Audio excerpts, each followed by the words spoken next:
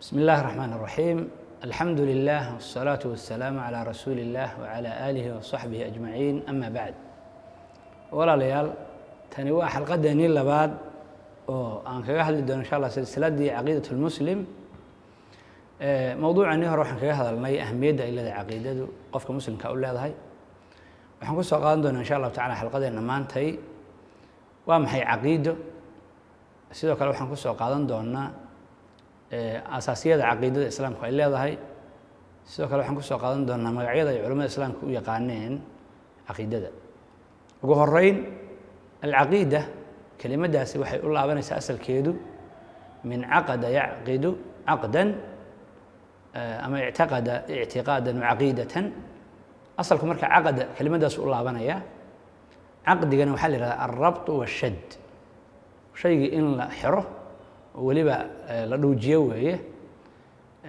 marka sida qofku marka waxa weeye uu alaabtiisa uu xirto oo maalan shaygii oo kale afka uu ka xiro oo ugu kalsoon yahay shaygaa inuusan marka ka daadanayn, saasoo kale ayaa la rabaa qofku inuu markaa qalbigiisa shayga ugu caqdiyo, ugu gunto oo ugu xiro. waxaa la yihahdaa alcaqdu ama alcuqdatu waa naqiidu alxalli. wuxuu ka soo horjeedaa caqdigu furidda, yani shayna waa shay la xiray, shayna waa shay la furay. waxaa la yihahdaa caqdu nikaax, waa nikaaxii oo la guntay. wuxuu ka soo horjeeda talaaqa oo ah xallu qaydi nikaax oo kale ah. marka sidaasay noqonaysaa. caqiidadu marka waxa weye sidaa marka aan sheegnay, qofku wuxuu qalbigiisa uu ku guntay, uu ku jasmiyey oo aan wax shakiya uga jirin, sawaan kaana xaqan aw baatilan. marka si guud caqdigu waxaan qofkan uu ictiqaadiyey oo aaminay saas weeye. laakiin marka laga hadlayo caqiidada qofka muslimka uu ictiqaadinaya waxa weeye waa in uu aamino oo ictiqaadiyo ictiqaad aan wax shakiya ku jirin allah subxaanaه wa tacaala, haddii aan laha jiritaankiisa iyo rububiyadiisa iyo uluhiyadiisa iyo asmaa iyo sifaatkiisa. sidaasoo kale malaa'igta inuu sidaasoo kale rumeeyo, kutubta inuu rumeeyo, rususha inuu rumeeyo, yowm alaakhir inuu rumeeyo, qadarka inuu rumeeyo. taasaa loola jeedaa ictiqaad jaazima in uu ictiqaadiyo.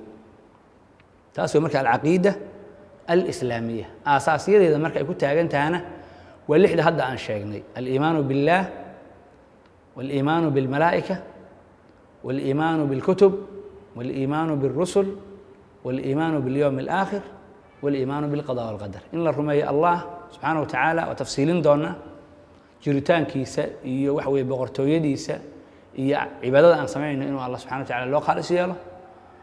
sidaasoo kale in la rumeeyo malaa'igta jiritaankooda iyo inay yihiin addoommo ilaahay. sidaasoo kale in la rumeeyo kutubtii alla soo dejiyey, rusushii alla u soo dhiibay in la rumeeyo, aakhiro iyo inay tahay meeshii waxa weye la isku abaalmarinayey, qofkuna u diyaar garoobo. qadaa iyo qadarka waxa ilaahay subxaana wa tacaala uu xukumay oo qadaray in qofku khayr iyo sharba uu ictiqaadiyo weeye, muqtadaheedana uu ku dhaqmo. marka aasaasyada lixda ah ayay ku taagan tahay caqiidada islaamiga ah. qur-aanka iyo sunnaduna waa tuseen. waxaa ka mid a maalan ilaahay subxaana wa tacaala waatuu yidhi: laysa albira an tuwalluu wujuuhakum qibala almashriqi wاlmaghrib walaakina albira man aamana biاllahi walyowmi alaakhir wاlmalaa'ikati wاlkitaabi wاlnabiyiin. waxaa la yidhi birigu waxa weeye biru man aamana biاllahi, waxa weeye samafalka. waxaa la aqbalayaa samafalka qofkii rumeeye allah iyo waxa weeye yowm alqiyaama, yowm alaakhir yani maalinta dambe, malaa'igta rumeeya, kutubta ilaahay soo dejiye rumeeya, ambiyada iyo rususha rumeeya. shantaas halkan lagu sheegay. qadarkana in loo celiyo waa la heli karaa aliimaanu biاllah, waayo qadarku sifaatka ilahi subxana wa tacala qayb ka mid uu hoos tegayaa, oo hadday aan lahayd cilmigiisa iyo xikmadiisa iyo qudradiisa iyo iraadadii hoos tegaysaa. haddii kalena nusuus gaara loo daliishado ina kula shayin khalaqnaahu biqadar oo kale, wax kastoo aan abuurnay waxaan ku abuurnay qadar iyo jaangoyn weeye. marka wakaasaa lixdii waxaana nebigu calayhi slat slam uu ku kulmiyey lixdoodaba xadiidkii jibriil markuu jibriil weydiiyey iimaanka. wuxuu yidhi: an tu'mina biاllaahi wamalaa'ikatihi wakutubihi warusulihi wabiاlyowmi alaakhir watu'mina bilqadari khayrihi wa sharih. lixdiiba marka saas xadiidkaas uu ugu kulmiyey weye.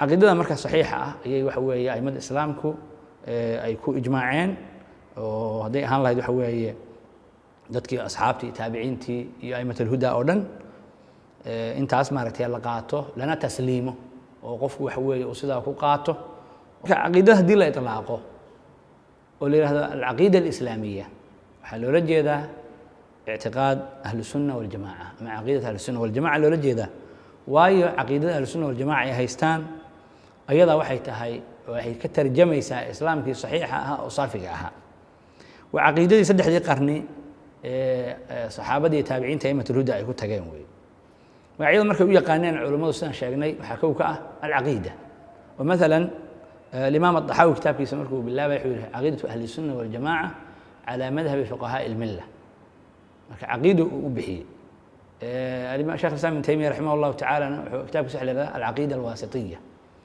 sidaasoo kale magacyada ay u yaqaanaan waxaa ka mid a altawxiid walow tawxiidku uu juz ka mida caqiidada yahay oo wixii ilahay ku saabsan subxana wa tacala uu yahay مثلا أئمة حكى واحد كمذا التوحيد للإمام أبو بكر بن خزيمة محمد بن إسحاق إمام الأئمة سياسة الإمام محمد بن إسحاق بن منده كتاب التوحيد بالله الشيخ محمد بن عبد الوهاب واتقانا سوينا كتاب التوحيد بالله فحكى كمذا أصول الدين وعيدا يقانن عقيدة الإمام الضحاوي رحمه الله باللوغة سوينا حكوشة كتاب الضحاوي وما يعتقدون من أصول الدين وكوشة مقعس ولا يقاني sidaasoo kale caqiidada waxaa lagu idlaaqi jiray alfiqhu alakbar in la yihahdo waa dhici jirtay kitaab baa jira loo nisbeeyey abu xaniifa raximah allahu tacaala magacaas wata waxaa ka mid a magacyada ay u yaqaaneen a'immada sunnadu ashariica alimaam alaajuri raximah allahu tacala kitaabkiisa ashariica la yihahdaa alimaam ibn bata alibana can shariicati alfirqati annaajiya